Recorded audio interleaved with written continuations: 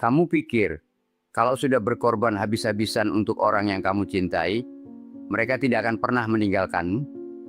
Aku dulu juga berpikir begitu. Aku kerja 30 tahun. Aku jual tanah warisan. Aku serahkan semua yang aku punya kepada anak-anakku. Dan tahu apa yang terjadi setelah itu?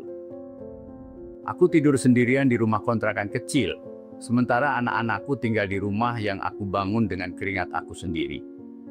Namaku Harto. Aku sekarang sudah 71 tahun. Aku bukan siapa-siapa.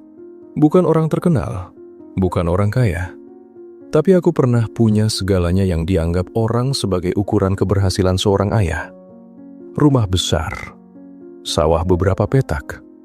Usaha kecil yang cukup untuk menghidupi keluarga. Dan 3 orang anak yang aku besarkan dengan seluruh jiwa ragaku. Aku tidak pernah beli baju baru untuk diriku sendiri selama 10 tahun. Supaya anak-anakku bisa sekolah di tempat yang bagus. Aku tidak pernah liburan. Aku tidak pernah mengeluh.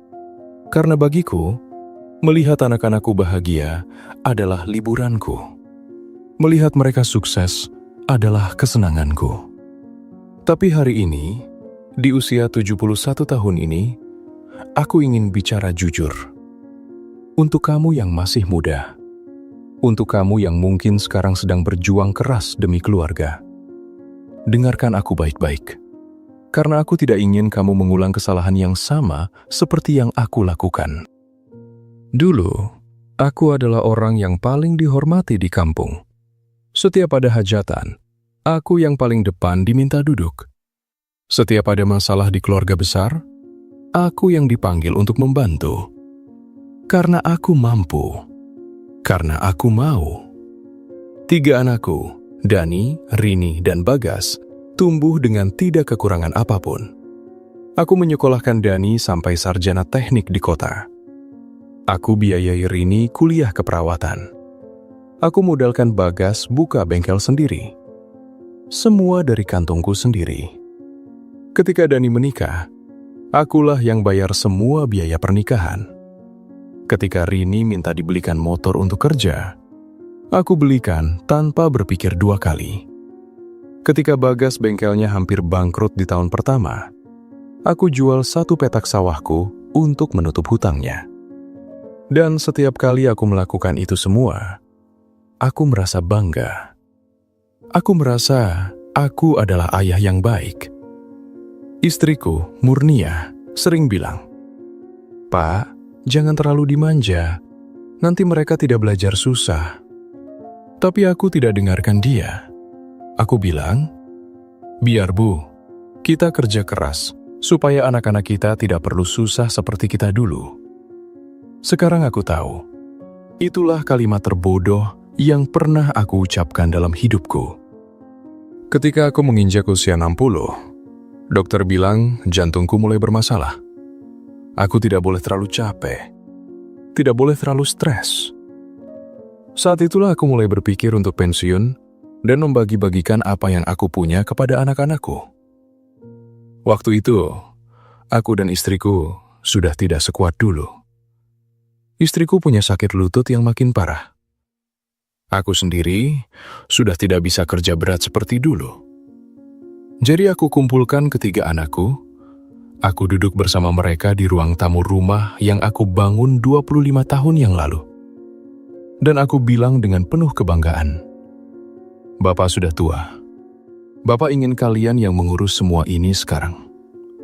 Rumah ini untuk kalian bertiga. Sawah yang tersisa, Bapak bagi rata. Usaha warung Bapak, Dani yang pegang. Kalian jaga adik-adik kalian ya." Mereka semua menangis waktu itu. Mereka peluk aku. Mereka bilang terima kasih. Dani bilang, "Bapak tenang saja. Kami pasti jaga Bapak sama Ibu sampai akhir hayat." Rini pegang tanganku sambil nangis dan bilang, "Bapak sudah terlalu banyak berkorban. Sekarang giliran kami." Bagas, si bungsu yang paling ceria, langsung bilang, "Bapak tinggal di sini sama Ibu. Kita semua kumpul. Enak." Aku menangis waktu itu. Tapi menangis karena bahagia. Aku pikir aku sudah melakukan hal yang benar. Aku pikir aku sudah mewariskan bukan hanya harta, tapi juga nilai kebersamaan. Ternyata aku salah. Perubahan tidak datang sekaligus. Tidak seperti dalam film. Tidak ada satu momen dramatis yang tiba-tiba mengubah segalanya. Perubahan itu datang pelan-pelan, seperti air yang mengikis batu. Perlahan, tapi pasti. 6 bulan setelah aku serahkan semua, Dani mulai jarang pulang ke rumah. Katanya sibuk kerja. Aku maklum. Setahun kemudian, Rini pindah ikut suaminya keluar kota. Dia bilang suaminya dapat kerja di sana. Aku bilang tidak apa-apa. Yang penting kamu bahagia, Nak. Bagas yang tinggal paling dekat pun mulai jarang mampir. Katanya bengkelnya lagi rame. Aku senang dengarnya. Tapi dalam hati ada yang mulai sepi. Lalu suatu hari, Dani datang dengan wajah serius. Dia duduk di depan aku dan bilang sesuatu yang tidak pernah aku sangka. Pak, gimana kalau Bapak sama Ibu tinggal di rumah kecil belakang saja? Biar rumah depan bisa kami pakai lebih leluasa. Toh rumah belakang juga ada kamar mandi sendiri, ada dapur. Lebih tenang juga buat Bapak. Aku diam lama sekali. Rumah belakang itu adalah gudang yang dulu aku renovasi kecil-kecilan. Ukurannya tidak sampai 1/4 rumah utama. Tapi aku tidak mau ribut. Aku tidak mau jadi beban. Jadi aku bilang, ya sudah, tidak apa-apa. Istriku menangis diam-diam malam itu. Dia tidak bilang apa-apa padaku. Tapi aku dengar isak tangisnya dari balik selimut. Dan aku, yang seumur hidup tidak pernah nangis di depan orang, malam itu aku menangis sendirian di kamar mandi. 2 tahun berlalu setelah kami pindah ke rumah belakang. Istriku sakit makin parah. Lututnya sudah tidak bisa dipakai jalan jauh. Biaya obatnya cukup besar setiap bulannya. Aku coba minta bantuan ke Dani. Dia bilang, "Iya Pak, nanti ya. Lagi ada kebutuhan anak-anak juga." Aku minta ke Rini. Dia bilang, "Bapak minta ke Mas Dani saja dulu. Kami lagi ada cicilan." Aku minta ke Bagas. Dia bilang, "Bengkel lagi sepi Pak, maaf ya." Aku tidak marah. Aku mengerti mereka punya kehidupan masing-masing. Tapi kemudian, di suatu malam yang aku tidak akan pernah lupa, istriku memanggilku pelan. Dia pegang tanganku. Tangannya sudah kurus. Kulitnya sudah keriput. Tapi matanya masih sama seperti waktu aku pertama kali jatuh cinta padanya 45 tahun yang lalu. Dia bilang, "Pak, Ibu minta maaf ya. Ibu tidak bisa bantu Bapak lagi." Aku tahu apa maksudnya. Aku bilang, "Ibu jangan ngomong begitu." Dia tersenyum lemah. Dia bilang, "Pak, satu hal yang Ibu sesali. Kita terlalu mengutamakan anak-anak, sampai kita lupa mengutamakan diri kita sendiri. Seharusnya kita juga punya tabungan untuk kita berdua. Maaf ya Pak, Ibu tidak pernah bilang ini dari dulu." Seminggu setelah malam itu, istriku pergi. Dan aku, di usiaku yang 68 tahun waktu itu, berdiri di pemakaman istriku seorang diri karena Rini tidak bisa pulang. Katanya tidak ada tiket. Dani datang, tapi langsung pergi lagi setelah prosesi selesai karena ada meeting. Hanya Bagas yang menemani, tapi dia pamit sebelum maghrib. Malam itu, aku pulang ke rumah belakang yang kecil itu seorang diri. Dan untuk pertama kalinya dalam hidupku, aku merasakan sepi yang sesungguhnya. Setelah istriku pergi, aku jatuh sakit selama beberapa minggu. Bukan karena fisik, tapi karena hati. Dani sempat menyarankan supaya aku masuk panti jompo. Dia bilang itu lebih terjaga dan ada teman seusia. Aku tahu itu alasan yang diperhalus. Aku menolak. Bukan karena gengsi, tapi karena aku ingin membuktikan pada diriku sendiri bahwa aku masih bisa berdiri. Disinilah titik balik hidupku dimulai. Ada seorang tetangga, namanya Pak Simin. Usianya hampir sama denganku. Dia sering mampir ke warung kecil dekat rumahku. Suatu hari dia lihat aku duduk sendirian dengan wajah yang mungkin terlihat seperti orang yang sudah menyerah. Dia duduk di sebelahku. Dia tidak banyak bicara.